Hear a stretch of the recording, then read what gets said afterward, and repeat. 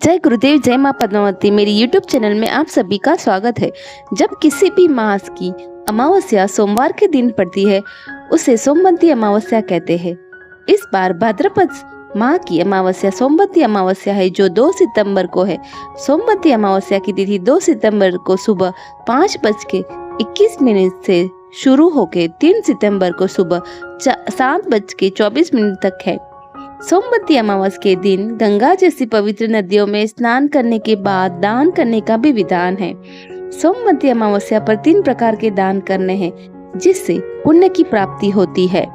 तो दोस्तों आइए जानते हैं कि सोमवती अमावस्या पर कौन से 3 दान करने हैं और उससे हमें लाभ प्राप्त होगा। सोमवती अमावस्या 2 सितंबर को है। उस दिन 3 प्रकार के दान तो करने ही है जिससे पुण्य प्राप्त होगा, पितर भी खुश हो जाएंगे। सोमवती अमावस्या का दिन सौभाग्य से जुड़ा होता है।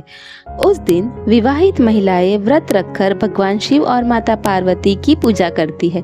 शिव और शक्ति के आशीर्वाद से उनका वैवाहिक जीवन खुशहाल होता है और पति की आयु भी बढ़ती है। तो दोस्तों सोमवती अमावस्या के दिन विवाहित महिलाओं को व्रत रखना चाहिए, पीपल के पेड़ की पूजा करनी चाहिए। उस दिन सौभाग्यवती महिलाओं को पीपल के पेड़ की 108 बार परिक्रमा करनी चाहिए। परिक्रमा की गणना किशमिश या मखाने के दाने से करनी चाहिए।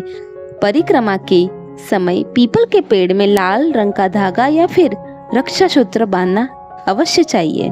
अमावस्या के दिन दान का तो बड़ा ही महत्व है और उस दिन सोमवारी अमावस्या है तो ज्यादा ही महत्व है।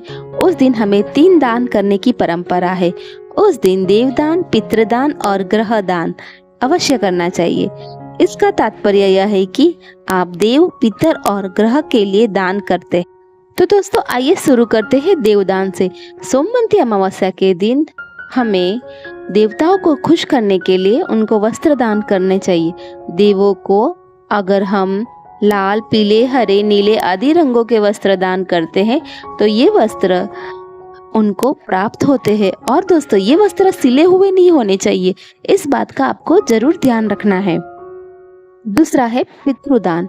सोमवती अमावस्या को हमें पितरों को तृप्त करने के लिए दान करना चाहिए। उस दिन हमें अन्न के दान से पितरों को तृप्त कर सकते हैं। आप जो भी खाना बनाए उसमें से कुछ हिस्सा निकाल कर कौवा, गाय, कुत्ता आदि को खिलाना है और इनके माध्यम से हमें अन्न को उनको प्राप्त कराना है।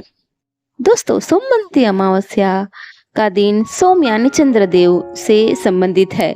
ऐसे में आपको चंद्रमा से जुड़ी वस्तुओं का भी दान करना चाहिए। उस दिन जैसे चांदी, सफेद वस्त्र, दही, खीर, मिश्री, अक्षत, चावल, मोती आदि का भी दान कर सकते हैं।